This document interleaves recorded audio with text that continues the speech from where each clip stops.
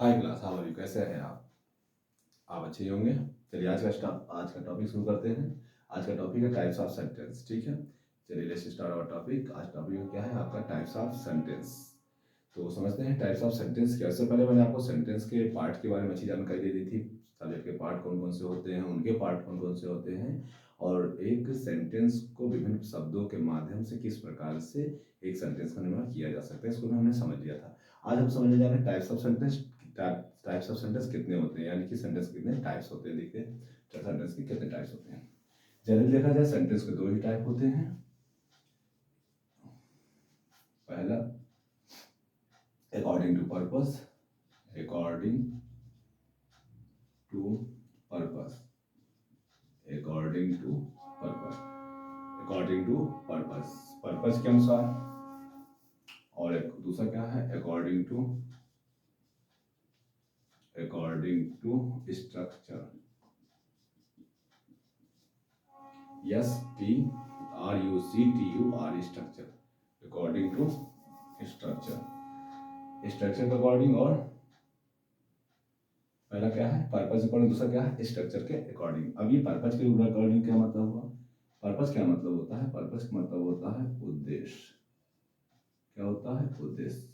और अकॉर्डिंग के अनुसार, यानी कि उद्देश्य के अनुसार कोई वाक्य होते हैं, और कुछ वाक्य होते हैं संरचना के अनुसार। स्ट्रक्चर माने क्या होता है? संरचना। यानी कि कुछ वाक्य ऐसे होंगे जो संरचना के अकॉर्डिंग होंगे, कुछ वाक्य ऐसे होंगे जो उद्देश्य के अकॉर्डिंग होंगे। चलिए देखते हैं ये उद्देश्य के अकॉर्डिंग कितने वाक्य होते हैं, कितने वाक्य संरचना के अकॉर्डिंग होते हैं। चलिए देखें। तो यदि हम उद्देश्य की बात कर रहे हैं तो पहला जो उद्देश्य होगा इसका, ये असर्टिव सेंटेंस बताएगा।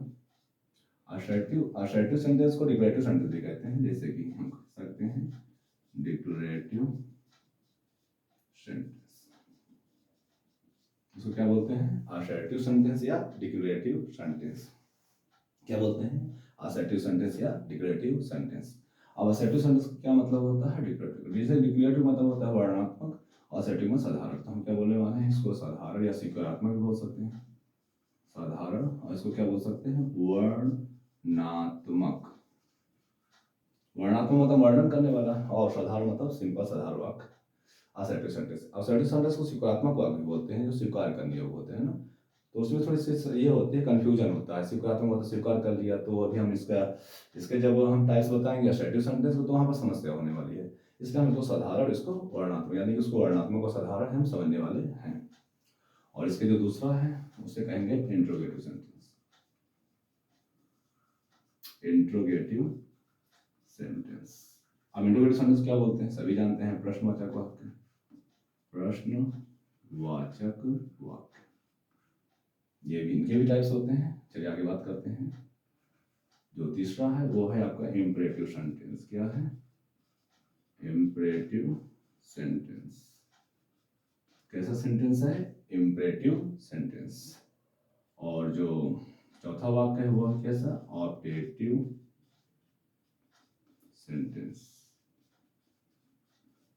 अभी इंपरेटिव सेंटेंस का अर्थ क्या होता है? इंपरेटिव सेंटेंस मतलब होता है आज्ञा सूचक वाक्य। आज्ञा सूचक वाक्य, आज्ञा सूचक वाक्य। ऑब्जेक्टिव सेंटेंस का मतलब होता है इच्छा सूचक वाक्य। इच्छा सूचक वाक्य। आप सभी वीडियो पर बने रहिए, हम आपको आज ही टाइप्स ऑफ स्ट्रक्चर अच्छे से रटवा देंगे, ताकि आपको दोबारा पढ़ने की जरूरत नहीं पड़े। बहुत ही सिंपल लैंग्वेज समझाया जाएगा। अभी चलिए समझते हैं कितने होते हैं। पहला क्या होगा? असर्टिव, दूसरा क्या होगा? इंट्रोगेटिव, तीसरा क्या होगा? इंपरेटिव, चौथा क्या होगा? ऑब्जेक्टिव, और जो पांचवा है उसे कहते हैं एक्सक्लेमेटरी। Exclamatory sentence. अब ये एक्सक्लेमेटरी सेंटेंस क्या होता है? एक्सक्लेमेटरी मतलब होता है विस्मयादिबोधक। विस्मयादि बोधक वाक्य। कैसा वाक्य होता है? विस्मयादि बोधक वाक्य। तो जैसे आपको पता चल गया कि पर्पज के अकॉर्डिंग कितने होते हैं। पर्पज के अकॉर्डिंग 5 होते हैं। पहला कौन सा है? असर्टिव, दूसरा इंट्रोगेटिव, तीसरा इंपरेटिव, चौथा ऑब्जेक्टिव, और पांचवा एक्सक्लेमेटरी सेंटेंस। अब बात करते हैं असर्टिव सेंटेंस, इंपरेटिव सेंटेंस क्या होता है, ये हम समझ लेते हैं। फिर हम इसको पॉइंट बनाकर बड़े अच्छे से जो है नोट्स बनाएंगे, अच्छे से लिखेंगे, और फिर अच्छे से एग्जाम्पल समझेंगे। अभी यहाँ पर समझते हैं क्या होता है। असर्टिव सेंटेंस क्या होता है? असर्टिव सेंटेंस जैसा कि दिया गया वर्णात्मक या साधारण वाक्य होता है, यानी कि एक ऐसा वाक्य होता है जिसमें किसी घटना के घटित होने या न होने की सूचना मिलता है। अब वो घटना भी हो सकता है, कोई किसी बात की चर्चा भी हो सकता है, किसी बात का उद्देश्य भी हो सकता है, यानी विभिन्न प्रकार के पहलू हो सकते हैं। यानी कि चर्चा हो रहा है या कोई घटना घट रहा है, नहीं घट रहा है। जैसे हम यहाँ पर ये कह सकते हैं, जैसे यदि हम लिखें यहाँ पर राम जाता है, राम जाता है, यहाँ पर घटना घट रही है ना। अगर हम इसी कह दें राम नहीं जाता है, राम नहीं जाता है, तो यहाँ पर घटना नहीं भी घट रही है ना। और यदि हम कहें राम एक अच्छा लड़का है, राम एक अच्छा लड़का है, राम एक अच्छा लड़का है, यहाँ पर क्या किसी बात को बताई जा रही है, चर्चा हो रही है यहाँ पर ना, किसी बात की चर्चा हो रही है, किसी विषय पर बात हो रही है। यहाँ पर कार्य के घटित होने के बारे में जानकारी, यहाँ पर घटित न होने के बारे में जानकारी, यहाँ पर चर्चा। यानी कि यदि चर्चा भी हो रहा है तो भी घटना ही तो घट रही है, यानी कि कोई बात बताया जा रहा है ना। तो ऐसा हुआ कि जिसमें किसी घटना के घटित होने या न घटना घटित होने की सूचना मिलती है, हम उसको असर्टिव सेंटेंस या वर्णात्मक सेंटेंस कहते हैं। अब यहाँ पर किसी कार्य के होने का वर्णन ही तो कर रहे हैं कि वह जाता है, राम जाता है, राम के कार्य के वर्णन कर रहे हैं, इसलिए वर्णात्मक भी कहते हैं इसको। राम नहीं जाता है, राम नहीं जाता है, तो मतलब राम नहीं जाता है, यानी कि ये वर्णन कर रहा है कि वो नहीं जाता, उसके बारे में बता रहा है, उसको डिक्लेयर कर रहा है ना कि राम नहीं जाता है। ठीक है, अभी साधारण क्यों कहा जाता है? देखिए, साधारण इसलिए इसको कहा जा सकता है कि साधारण व्यक्ति क्या होता है, साधारण व्यक्ति या तो काम कर देता है हाँ करेंगे, या तो कह देता नहीं करेंगे, साधारणतः बात करता है, इसलिए हम असर्टिव सेंटेंस को डिक्लेरेटिव सेंटेंस या साधारण वाक्य कह सकते हैं। ठीक है, अब दूसरा क्या है, इंट्रोगेटिव सेंटेंस। अब इंट्रोगेटिव सेंटेंस क्या होता है? इंट्रोगेटिव सेंटेंस जैसा कि आप समझ रहे हैं,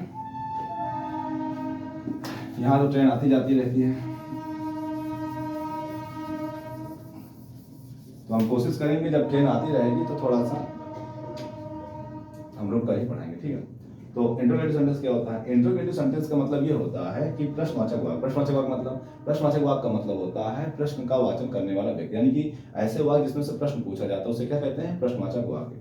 अब ये प्रश्नवाचक वाक्य भी दो प्रकार के हो सकते हैं, जैसे कि आपको पता है असर्टिव सेंटेंस तो बता दिया, घटित होने या न होने। जैसे मान लीजिए घटित अगर हो गया तब उसको क्या कहेंगे? उसे कहेंगे अफर्मेटिव। क्या कहेंगे? अफर्मेटिव। घटित न हुआ तो उसे कहेंगे निगेटिव। अब अफर्मेटिव क्या होता है? राम जाता है, ये वाला वाक्य आ जाएगा इसमें। और निगेटिव क्या हो जाएगा? राम नहीं जाता है, नहीं जाता है। ठीक है, अब चर्चा भी करेंगे, चर्चा करेंगे राम एक अच्छा लड़का है, तो ये अफर्मेटिव हो जाएगा। राम एक अच्छा लड़का है तो क्या हो जाएगा? अफर्मेटिव हो जाएगा। राम एक ईमानदार व्यक्ति है, क्या हो जाएगा? ये क्या हो जाएगा? ये भी अफर्मेटिव हो जाएगा। यदि करेंगे राकेश एक अच्छा स्टूडेंट नहीं, विद्यार्थी नहीं है, तो राकेश एक अच्छा विद्यार्थी नहीं है, तो क्या हो जाएगा? वो निगेटिव हो जाएगा। ठीक है, तो चाहे राम हो, राकेश हो, दिनेश हो, कोई भी व्यक्ति का नाम हो, तो सब क्या होते हैं? नाउन होते हैं। तो वह कह सकते हैं वह एक अच्छा लड़का नहीं है, वह एक अच्छा लड़का है, तुम एक अच्छे विद्यार्थी नहीं हो, तुम एक अच्छे विद्यार्थी, कोई भी सकारात्मक शब्द आप यूज कर सकते हैं, जैसे यानी कि अफर्मेटिव हो, और निगेटिव नकारात्मक वाक्य होते हैं। अब इंट्रोगेटिव क्या होते हैं? इंट्रोगेटिव प्रश्न पूछा जाता है। अब कैसे प्रश्न पूछा जाएगा इसको समझ लेते हैं। जैसे कोई पूछता है क्या तुम वहां जाते हो? क्या पूछा जा रहा है? क्या तुम वहां जाते हो?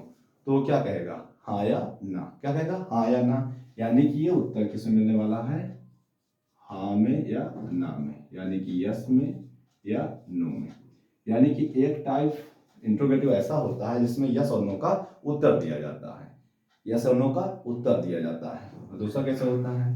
इंफॉर्मेशन दी जाती है, इंफॉर्मेशन दी जाती है। इंफॉर्मेशन मतलब क्या होता है? सूचना। यानी कि एक ऐसा वाक्य जिसमें उत्तर दिया जाता है, यानी कि आंसर दिया जाता है, और दूसरा क्या है? इंफॉर्मेशन दिया जाता है, यानी कि सूचना दिया जाता है। क्या दिया जाता है? इंफॉर्मेशन दिया जाता है, यानी कि सूचना दी जाती है। अब सूचना कैसे? अगर कोई क्वेश्चन पूछे आप कहाँ रहते हैं, आप कहाँ रहते हैं, तो आप क्या कहेंगे? आप यस और नो कहेंगे? आप कहाँ रहते हैं, यस और नो तो कहेंगे नहीं, सूचना ही तो देंगे कि आप कहाँ रहते हैं। जैसे मैं कानपुर में रहता हूँ, दिल्ली में रहता हूँ, आगरा में रहता हूँ, मैं क्या कहूँगा? मैं कानपुर में रहता हूँ। ये तो नहीं कहूँगा यस। अब यस और नो में तो कहने वाला नहीं हूँ, यानी कि यस और नो में देंगे तो भी क्या कहेंगे? वो भी इंट्रोगेटिव कहलाएंगे। अब सूचना देंगे तो भी इंट्रोगेटिव, यानी कि इंट्रोगेटिव आपके दो प्रकार के होंगे, एक उत्तर देने वाले, आंसर देने वाले, यानी कि यस और नो की बात करने वाले, दूसरा इंफॉर्मेशन यानी कि सूचना देने वाले। तो आप कहाँ रहते हैं, तो आप क्या कहेंगे, हम कानपुर में रहते हैं, कानपुर में रहते हैं। ठीक है, ओके। चलिए आगे देखते हैं इम्परेटिव सेंटेंस। इम्परेटिव सेंटेंस क्या होता है, इम्परेटिव सेंटेंस मतलब होता है आज्ञा सूचक वाक्य। आज्ञा सूचक वाक्य मतलब वहां पे आज्ञा दी जाती है। जैसे अगर हम कहें दरवाजा बंद करो, दरवाजा खोलो, या पानी लाओ ना, अपना होमवर्क करिए, खड़े हो जाइए, बैठ जाइए, ऐसी कोई बातें यदि हम कर रहे हैं, आज्ञा दे रहे हैं, तो क्या हो जाएंगे, वो इम्परेटिव सेंटेंस आज्ञा सूचक वाक्य हो जाएंगे। यानी कि आज्ञा सूचक वाक्य कैसे हो सकते हैं, आज्ञा सूचक वाक्य भी दो प्रकार के होते हैं। आज्ञा सूचक वाक्य कितने होते हैं, दो प्रकार की। एक क्या होते हैं, अफर्मेटिव होते हैं। अफर्मेटिव जैसे दरवाजा बंद करो, या खिड़की खोलो, या कहते हैं पानी लाओ, या कहते दरवाजा बंद करो, दरवाजा बंद करो, क्या, दरवाजा बंद करो, या पानी लाओ, पानी लाओ, या अपना गृह कार्य करो, या शांत रहो। ये सब स्ट्रक्चर, ये आपको क्या आदेश ही तो दिया जाता है। यदि आप पढ़ रहे थे तो आप, यदि आप पढ़ रहे थे, आप पढ़ रहे हैं इस समय भी, तो आप इन्हें देखा होगा कि स्कूल में टीचर आपसे कहते थे ना, शांत रहिए, कीप क्वाइट, स्टैंड अप, खड़े हो जाइए ना, ऐसे बातें करते रहते हैं, स्टैंड स्टे, सीधे खड़े रहिए ना। तो यदि ऐसा कह रहे हैं तो सब क्या होता है, आदेश होता है ना। तो ये आपने पाया क्या, ये आदेश होता है। अब आदेश नकारात्मक भी हो सकता है। कैसे नकारात्मक, ना करने के लिए कोई आदेश दिया जा रहा है, उसको नकारात्मक का सेंस नकारात्मक नहीं है, लेकिन ना करने के लिए कहा जाए तो उसे क्या कहेंगे, नकारात्मक। सेंस तो आपका पॉजिटिव रहेगा, क्योंकि आदेश कभी नकारात्मक आदेश होता ही नहीं है। ठीक है, पहली बात। दूसरी बात, अब आदेश में ना शब्द आ जाए तो कैसे होगा, जरा देखते हैं आपको। जैसे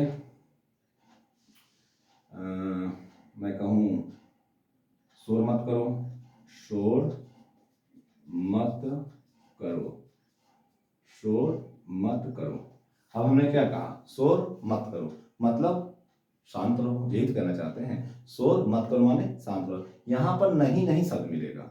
यहां पर इंपरेटिव सेंटेंस में नकारात्मक वाक्यों में नहीं शब्द नहीं मिलेगा। नहीं जो कि नकारात्मकता को बताता है, नहीं नकारात्मक को बताए। यहां पर मना किया जाता है, कार्य ना करने के लिए मना किया जाता है, यानी कि यहाँ पर सब मत शब्द मिलता है, मत।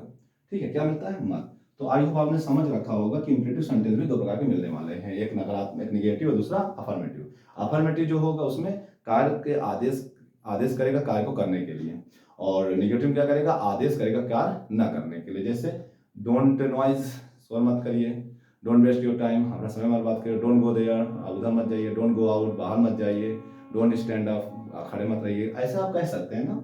तो निश्चित रूप से ये सब बातें क्या होती है, आदेशात्मक होते हैं या आज्ञा सूचक वाक्य होते हैं। अगला क्या है, ऑपरेटिव सेंटेंस या इच्छा सूचक वाक्य। अब इच्छा सूचक वाक्य क्या होती है, तो इच्छा सूचक देखिए दो ही चीजें हो सकती है, तो प्रे करेगा, प्रार्थना करेगा, तो अपने खुद की इच्छा व्यक्त करेगा। जैसे यदि आपको बात करें, मे गॉड ब्लेस यू, क्या बोला, मे गॉड ब्लेस यू, यानी कि क्या, ईश्वर आपको वरदान दे, ईश्वर आपको वरदान दे।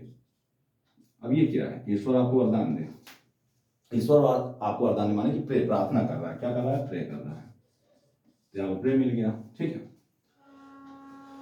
क्या कर रहा है, प्रार्थना है, प्रे नहीं होता प्रेयर, प्रेयर प्रेयर माने प्रार्थना करना। ठीक है, तो प्रेयर कर रहा है ना। और दूसरा क्या होता है, दूसरा क्या होता है, इसमें इच्छा होती है। इच्छा मतलब क्या होता है, विश, विश क्या होता है, चलिए देखते हैं, विश वाले बात देखते हैं।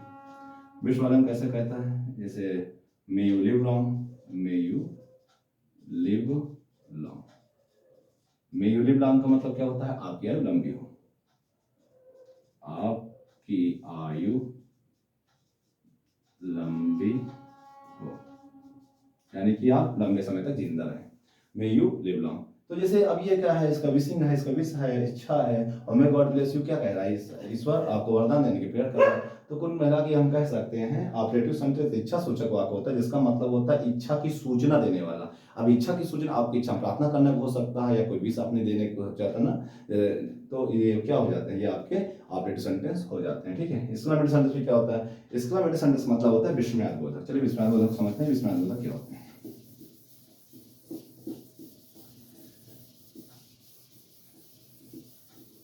विस्मयादिबोधक वाक्य क्या होता है, जैसे कि शब्द से भी आप समझ सकते हैं, क्या लिखा है, विस्मयादिबोधक वाक्य, यानी कि विस्मय का बोध कराने वाला वाक्य। ये विस्मय क्या होता है, विस्मय का मतलब होता है विस्मय का मतलब होता है sudden feeling of heart, sudden feeling of heart, यानी कि हृदय में अचानक उत्पन्न होने वाले जो सडन फीलिंग है, अचानक जो फीलिंग उत्पन्न होती है उसे क्या कहते हैं, उसी को कहते हैं विस्मय। अब वो अचानक आपके अंदर इच्छा हो जाती है तो उसे क्या कहते हैं, आपकी उसे विस्मय कहते हैं। जैसे हमारे जोकर देख कर आप हंस सकते हैं ना, और कोई डरावनी चीजें देख कर डर भी सकते हैं, कोई आश्चर्य जैसी चीज आ गया तो आश्चर्य भी व्यक्त कर सकते हैं ना। तो वहां पर ऐसे चीजों में हम क्या पाते हैं, हम यहाँ पर क्या पाते हैं, जैसे मान लीजिए हमको सडन फीलिंग ऑफ हार्ट की बात करें, मान लीजिए मेरी टीम जीत गई ना, तो मैं क्या कहूँगा, मैं खुशी व्यक्त करूँगा, यानी खुश हूँ, क्या हूँ, खुश हूँ। तो खुश के लिए मैं क्या लगाता हूँ, मान लीजिए मैं हुर्रा का यूज किया, तो एक्सक्लेमेटरी में हुर्रा का यूज खुश के लिए किया जाता है, यानी खुशी व्यक्त कर रहे हैं तब तक लगाने वाले हुर्रा, और हुर्रा के साथ एक्सक्लेमेटरी चिन्ह लगाना मत भूलिएगा, ये निश्चित रूप में इसके साथ आने वाला है। आप दुख को व्यक्त कर रहे हैं तो जैसे मान लीजिए मैं फेल हो गया, मैं क्या लिखने वाला हूँ, अलास। अलास किसको बता रहा है, दुख को बता रहा है ना, ये किसको बता रहा है, दुख सुख होता है, जिसको सुख कर देते हैं, ये क्या है, सुख, और ये क्या है, दुख। अब दुख सुख तो हुर्रा आ रहा है और अलास आ रहा है। जैसे मान लीजिए आश्चर्य हो रहा है, सरप्राइज हो रहे हैं, तो सरप्राइज में क्या लिखने वाले हैं, आश्चर्य, तो आश्चर्य आश्चर्य में हो सकता है ना, जैसे ओ, अरे ऐसा बोलते हैं ना, ओ माय गॉड ना, how beautiful this wedding is, ऐसा बोल रहे हैं, तो ये सब क्या सरप्राइज ही होता है। अलास क्या कहते हैं, ओ, अब ओ में दोनों आ रहे हैं ना, ओ ओ ओ, आई फेल्ड या आई फेल्ड, ठीक है, या माई टीम डिफीट, या हुर्रा की बात करें तो हुर्रा में क्या कहेंगे, मेरा टीम जीत गया, तो कहेंगे माई टीम ओन, मेरा टीम जीत गया। तो यदि हुर्रा की बात कर रहे हैं तो यहाँ क्या लिखेंगे, माई टीम ओन ना, माई टीम ओन, मेरी टीम जीत गई तो हुर्रा, खुशी से मैं कह रहा हूँ। अलास आई फेल्ड मैं असफल हो गया, या फिर आई ना, आई फेल्ड मैं असफल हो गया, तो अलास का मैं अलास आई फेल्ड। और सरप्राइज की बात करूँ तो क्या लिखूंगा, हाउ ब्यूटीफुल इट इज। देखिए यहाँ पर एक चीज आप देख रहे होंगे, कॉमन बात है, हुर्रा के साथ एक्सक्लेमेटरी चिन्ह यहाँ लगा है शुरू में, अलास साथ यहाँ लगा हुआ है, तो ये सरप्राइज में अंतिम में लग रहा है, ऐसा क्यों, ऐसा क्यों है, ऐसा ये है कि ये सारे शब्द अपने में सेंस बना रहे हैं ना, एक सेंटेंस दे रहे हैं, अपने साथ सेंटेंस दे रहे हैं, एक सेंस बना रहे हैं, और ये पूरा सेंटेंस दे रहा है। जब पूरा सेंटेंस ही सेंस बनाता है तो वहाँ पे एक्सक्लेमेटरी चिन्ह लास्ट में करते हैं, जिसमें केवल एक शब्द ही सेंस बनाता है तो वहाँ पर क्या है, एक्सक्लेमेटरी सेंस उस शब्द के साथ लिखते हैं। जैसे हुर्रा बना रहा है, हुर्रा साल के लास्ट बना रहा है, लास्ट साल लिख रहे हैं, सरप्राइज, अब सरप्राइज में सरप्राइज वाला शब्द ओ होता है, यदि ओ होता, O you are so good, you are so good. अब यहाँ पर ऐसा नहीं होगा, ये ओ में ही ऐसा हो जाएगा, और यहाँ पर क्या हो जाएगा, यहाँ पर ऐसा, यहाँ पे एक सेंटेंस बना देगा, ओ अरे यू आर सो गुड, आप बहुत अच्छे हैं, तो ये क्या हो गया, आश्चर्य की बात कर रहा है ना। तो ऐसा सरप्राइज आश्चर्य हो सकता है, और किसी बिल्डिंग को देखकर हम सरप्राइज आनंद कर रहे हैं ना, ताजमहल को देखकर सरप्राइज का भाव उत्पन्न हो रहा है, तो ऐसी चीजें क्या होती हैं, ऐसी चीजें एक्सक्लेमेटरी सेंटेंस कहलाएंगी, ठीक है।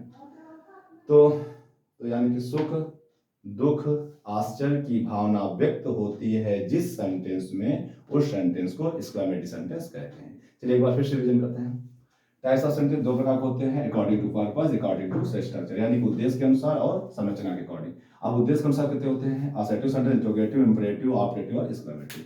असर्टिव सेंटेंस क्या होता है, असर्टिव सेंटेंस एक साधारण वाक्य होता है जिसमें किसी घटना के घटित होने या न होने की सूचना मिलती है। अब घटित होने की सूचना मिले तो अफर्मेटिव, और ना का सेंस बनाता है तो नेगेटिव, यानी कि दो प्रकार का असर्टिव सेंटेंस हो जाएंगे, एक नेगेटिव एक अफर्मेटिव, यानी कि एक अफर्मेटिव एक नेगेटिव।